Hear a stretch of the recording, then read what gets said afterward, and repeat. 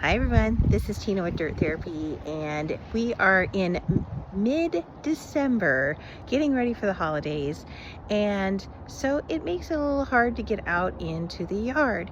It is cooler now. We just had a severe ice storm over the weekend, and we have thawed out, but we are expecting cooler temperatures again. So we only have a few days of good weather. So I am taking advantage of it. I am getting out, and I am going to take some of the items from the garden that can do really well overwintering in the house, and we're going to plant them up. And then I also have another project that we're going to do with our tomatoes, and this is a major trick that I use every single year. Really, everything is still looking absolutely beautiful. When I started gardening, I didn't really see the color variation as a beautiful thing. I didn't think brown was a great color, but now that I am seeing the garden in a different way, it just makes it feel so pretty, even in the wintertime. So, a lot of things have spent down. There's a lot of things that are no longer looking beautiful, but we still have some lavender tucked in there. Our North Pole arborvitaes are looking beautiful. Even the seed heads to the Chinese aster are looking absolutely beautiful.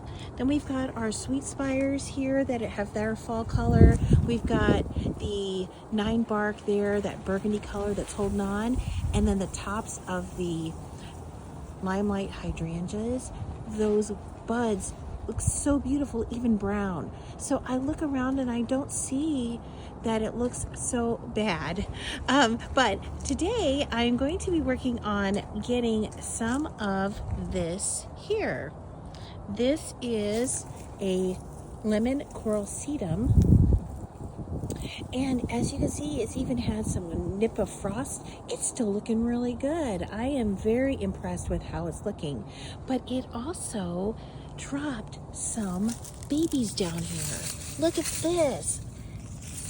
It's truly amazing that it has, kind of popped up. I mean, this is an annual here, which means annuals means that they do not come back the following year. So I'm thinking if I just kind of pull some of this up, it's very shallow rooted, so it's not bad at all. I was able to pick up this whole piece and take it inside. Now I'll shake it off, I'll get it all clean and everything, but this is so great. I am very happy with it. Now I could also pull some off of here, which I might do that, but I never buy any lemon coral sedums because I do this trick every year. Here is one of the lemon coral sedums that I brought in probably about a few weeks ago, right before it really started getting cold. And as you can see, it's doing really great in this little pot that I have. They don't take much water. You just get them a little bit wet. And that really, it's grown quite a bit because when I originally got it, it wasn't very tall. But now it's probably grown at least a half an inch to an inch. And that's why I grow it, because sedums are so easy to do. They are so easy to grow inside. In fact, I like it better than normal houseplants because I am not a very good houseplant person. I am definitely a more outside plant person. So I did take some of the lemon coral sedum and put them in my Roman girl. I think it looks so great. I'm not going to overdo the top just because I know that this is going to grow out even further. In fact, I probably could have given it a little bit more of a haircut, but I just took off the stuff that was kind of just looking blah and really cleaned it up. So I think it looks really great. I have some other containers that I am going to add some into. Like, for example, I have this gold pot. Here's some of my mess that I have made from putting her together. But I have some more that I want to put in here, but I want to poke holes in the bottom of the pot. So this one definitely does not have the holes in the bottom, and I really don't want it to get oversaturated. And water sitting at the bottom doesn't fare well for sedums. They really like to be dry. So they're more of like a succulent type flower. So they don't want to be fussed with. They don't need a lot of water. They just want to be left alone pretty much. They don't even like fertilizer. So that's why growing these is so easy.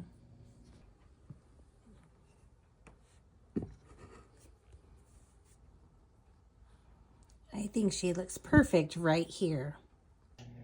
So my next project, now that I've got the lemon coral sedum in my Roman lady, I'm going to show you a trick that I do every year to get my seedlings started.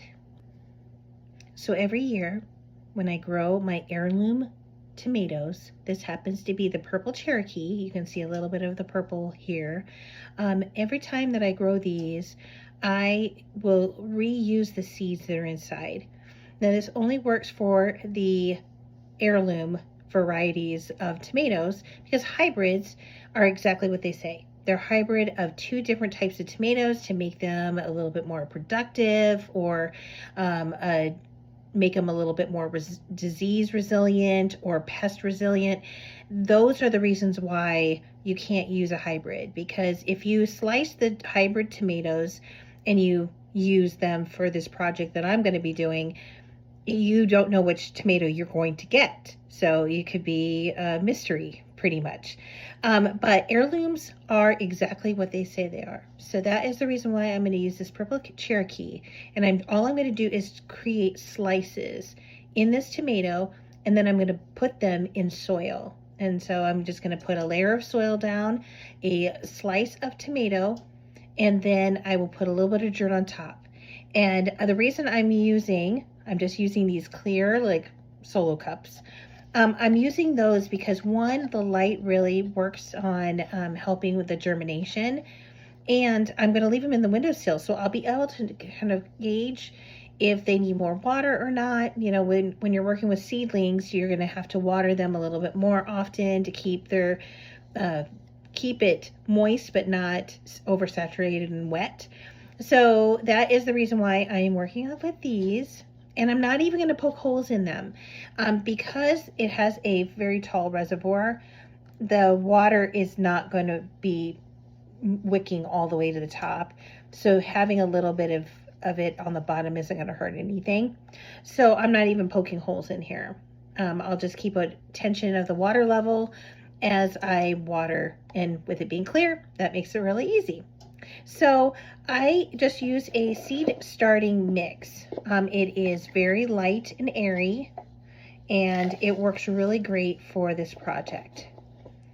So all I do is I take the soil and put it in my cup,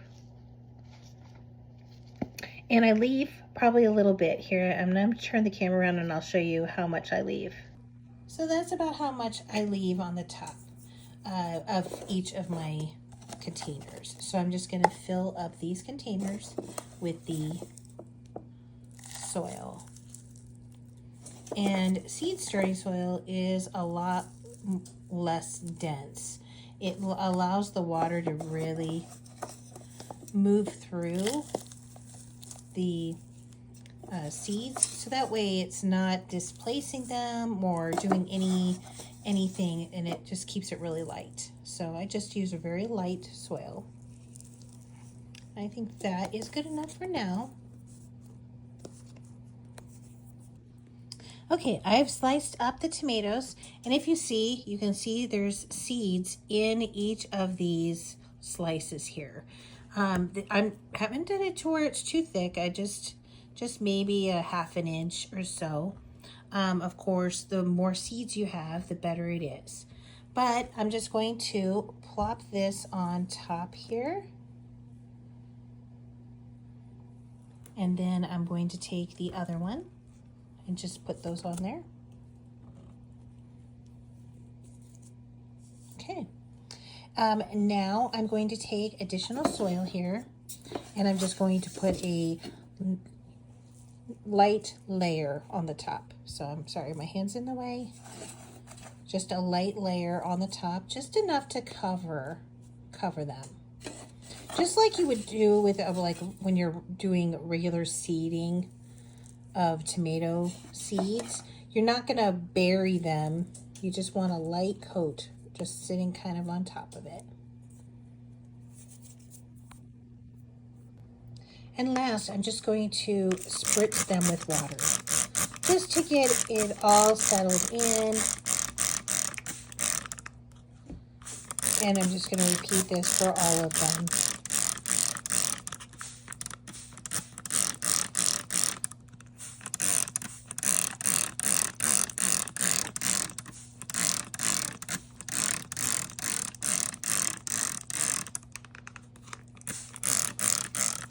Okay, so that is all that I'm going to do for now. And now I'm going to just put them in my windowsill. I put them in my Western exposure windowsill, and that way I can check on them all the time. I see them every day. When I am going to the dishes, I see these every day, so I know that I can monitor them very easily. And here they are. So now I'll just be able to watch them and work on keeping them happy. And in about a month is when we'll really start seeing little seedlings coming from each of these, and there'll be more than one for sure. Every time that I've done this, it's always been more than one little seedling. And then once you get to a point where you can either take them out and replant them or transplant them, whichever you choose to do, you'll have tomatoes ready to plant when it warms up outside. You can see I also use solo cups for more than just my tomatoes. And if you're looking for a really good tip, these are Bath and Body Works candle covers. So the lids, I just use them as places to capture the water, like little mini saucers. I use those. I try to reuse everything that I can. And so that is just also a little tip. So that concludes my today of planting those lemon coral sedums in the house and working on the tomatoes. It was about time that I got those tomatoes done, or else I would lose out on that opportunity, because once the tomatoes go bad, there isn't any going back. So I picked some of these when they were green. It was getting cold outside. I knew that we were losing daylight. We weren't going to be able to grow them on to red, but if you bring them in the house, you have that opportunity to be able to grow them inside, get them nice and red and ripe, and then you can use them for your projects. So that is exactly what I do. Remember, heirlooms only, and it will definitely be a success for you. So thank you, everybody, and we will see you next time. Have a great garden day.